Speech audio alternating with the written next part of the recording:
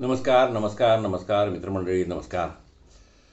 तर आज बऱ्याच दिवसांनी येतो आहे, पण मुख्यतः आज जरा एक म्हणजे आपल्या अवयवदानासंबंधित पण एक वेगळ्या विषयावर आज बोलण्याचा विचार आहे.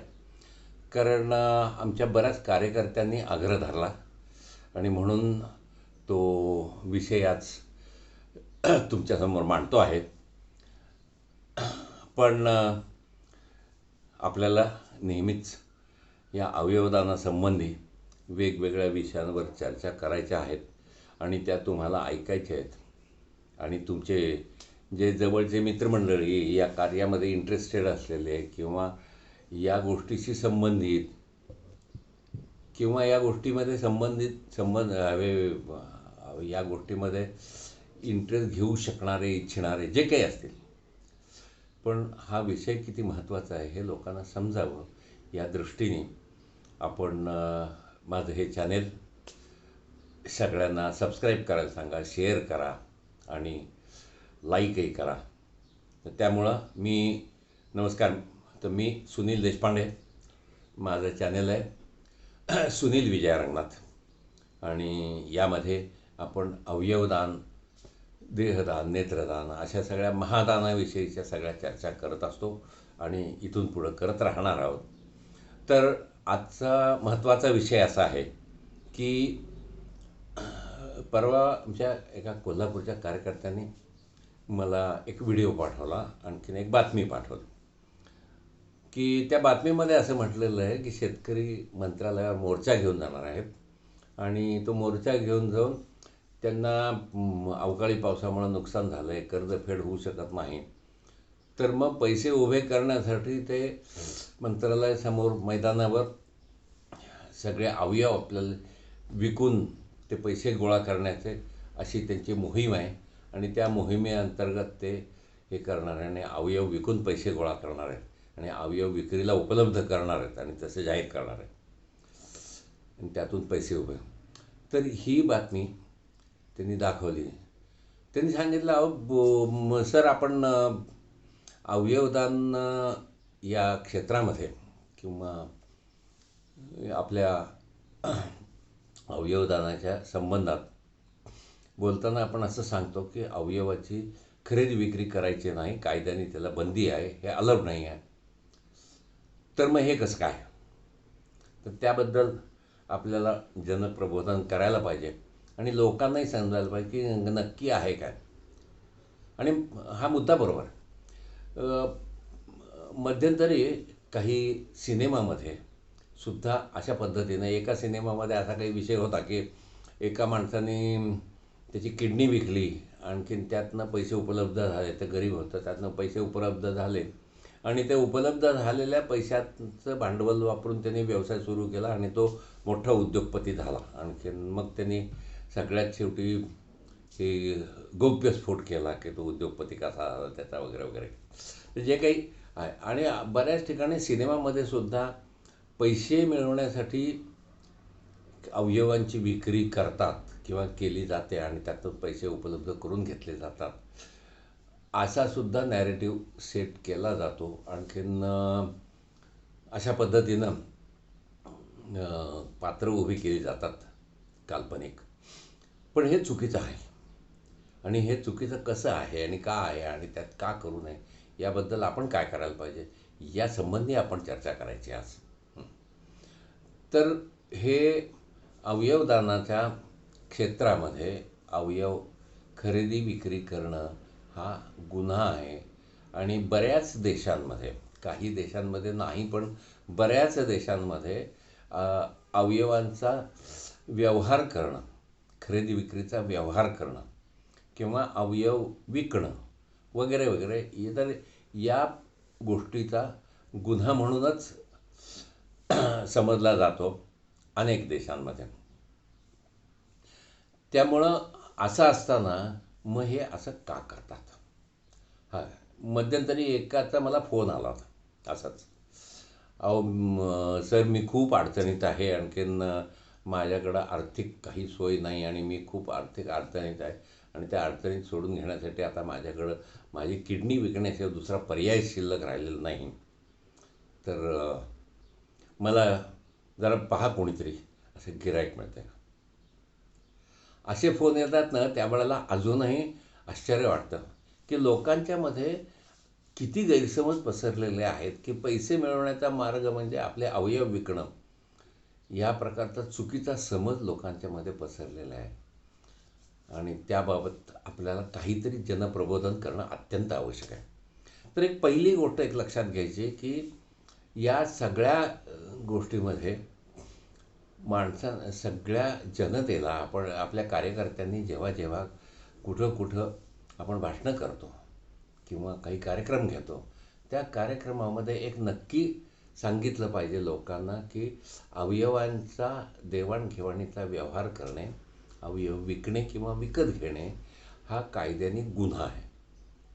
आणि कायद्याने गुन्हा आहे म्हणजे लोकांना म्हणतं हे ठीक आहे, हे काय सगळे जुबी मस्ता.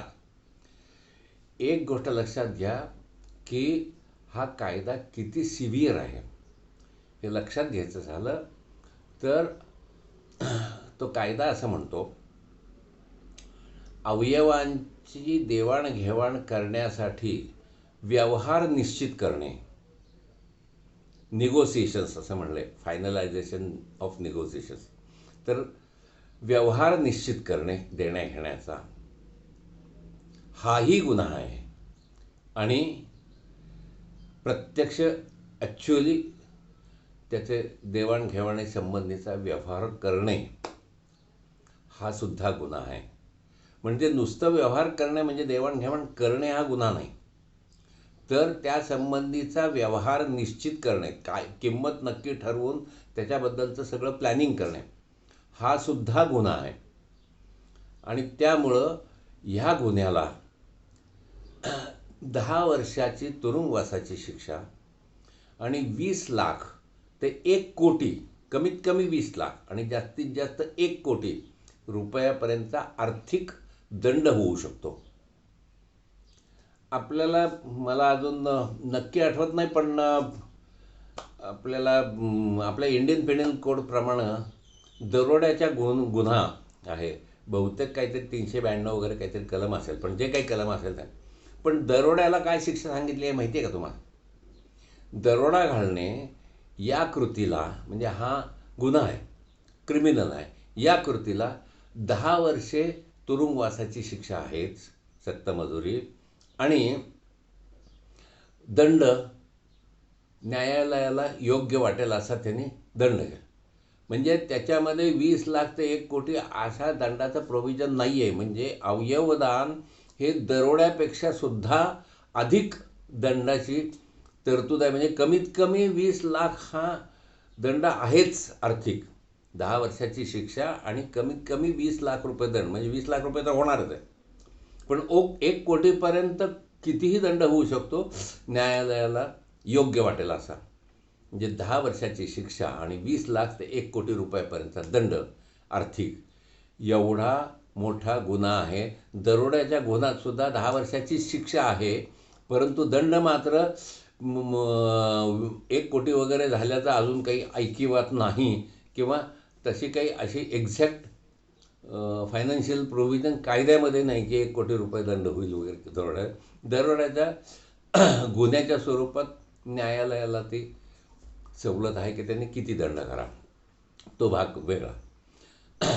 तर एक लक्षात घ्या की अवयव विकून पैसे उभे करणं हे दरोडा घालून पैसे उभे करण्याच्या बरोबरीचं आहे. म्हणजे हा गुन्हा किती सिव्हिअर आहे हे लक्षात घ्या की दरोडा घालून पैसे उभे करणं हे जेवढं गुन्हेगारी कृत्य आहे, तेवढंच अवयव विकून पैसे उभे करणं हे तेवढंच गुन्हेगारी कृत्य आहे.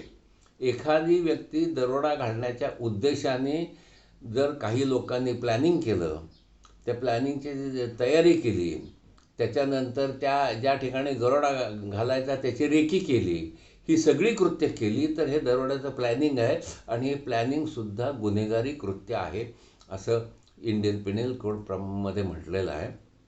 त्यामुळं कायद्याच्या तरतुदी जर लक्षात घेतल्या तर दरोडा घालणं आणि अवयवांची तस्करी करणं किंवा देवाणघेवाणीचा व्यवहार करणं हा त्याच्या दरोड्याच्या बरोबरीचा गुन्हा आहे. पण मग ही माणसं असं का करतात? जाहीरपणानं त्यांनी हे करतात. लोकांना अजून या गुन्ह्याच्या सिव्हिॲरिटीची कल्पनाच नाही. आणि म्हणून आपण कार्यकर्त्यांनी, आमच्या सगळ्या कार्यकर्त्यांना माझं आवाहन आहे की आपण कार्यकर्त्यांनी लोकांना हा गुन्हा किती सिव्हिअर आहे ह्याची कल्पना दिली पाहिजे.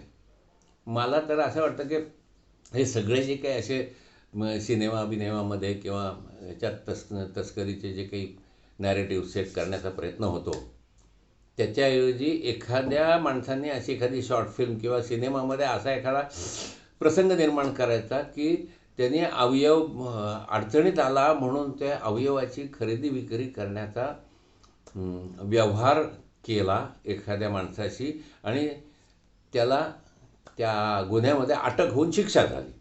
असा कुठला तरी नॅरेटिव्ह एखाद्या शॉर्ट फिल्ममध्ये किंवा एखाद्या सिनेमामध्ये असा प्रसंग टाकायला काय हरकत आहे? म्हणजे लोकांना त्याची जाणीव होईल, लोकांना त्याची कल्पना येईल. अशा पद्धतीची एखादी शॉर्ट फिल्म अशी कथा करायला काही हरकत नाही आहे. कार्यकर्त्यांनी त्याचा नक्की विचार करावा आणि या दृष्टिकोनातून जनप्रबोधन करणं आवश्यक आहे. मी तर मागं एकाला सल्ला देता म्हणला, अरे तुझ्याबद्दल पैसेच गोळा करायचे आहेत आणि गुन्हेगारी कृत्य करून जर पैसे गोळा करायचे असतील तर तुझे अवयव कशाला वाया घालवतो, दरोडे घालणार. तर प्रश्न असा आहे की कोणतंही गुन्हेगारी कृत्य करून पैसे उभे करणं ही गोष्ट चुकीची आहे आणि ती माझ्या तर मते कायद्याचे कुणी जर काही जाणकार असतील किंवा एखादे कुणीतरी कायदेतज्ञ असतील, त्यांनी एखादं पब्लिक इंटरेस्ट लिटिगेशन म्हणजे जनहित याचिका कोर्टामध्ये दाखल करावी आणि या जनहित याचिकेच्या माध्यमातून कोर्टामध्ये अशा प्रकारच्या गोष्टी पब्लिकली जाहीर करणं हे सुद्धा गुन्हेगारी कृत्य समजलं जावं अशा पद्धतीचा एक या कायद्यामध्ये प्रोव्हिजन व्हावी किंवा असली पाहिजे. त्या पद्धतीनं हे का असं अशा लोकांच्यावर जे जाहीरपणानं अवयव विक्रीच्या बद्दल बोलतात त्यांना सुद्धा निगोसिएशन्स संबंधीची जी काही प्रोव्हिजन आहे ती प्रोव्हिजन का लागू पडू नये आणि त्यांना का शिक्षा होऊ नये अशा पद्धतीचा सुद्धा एखादा जनहित याचिका कोर्टामध्ये दाखल करायला एखाद्या कायदेतज्ञांना हरकत नाही. आपल्या कार्यकर्त्यांनी आणि त्यातल्या त्यात विशेषतः जे कायदेतज्ञ आहेत त्यांनी अशा पद्धतीच्या जनहित याचिकेबद्दल विचार करायला हरकत नाही. पण मित्रांनो, हा गुन्हा आहे आणि गुन्हाच आहे. त्यामुळं आपले अवयव विक्री करणं हे गुन्हेगारी कृत्य आहे, तुम्ही करू नका. कुणीही तुम्हाला कितीही सांगितलं ना ते कुणाला समजणार नाही, तुम्ही काय काळजी करू नका, आम्ही ते सगळं करतो, कागदपत्रे बरोबर ॲडजस्ट करतो, असं होत नाही. त्या बाबतीत जर समजा कुठल्याही गोष्टीचा गुन्हा तुम्ही चोरी दरोडेखोरीचा गुन्हा गुपचूप करायचा प्रयत्न करता पण कधीतरी पण ते उघड होतंच ना, पोलीस तुम्हाला अटक करतात ना, कोर्ट तुम्हाला शिक्षा करते ना.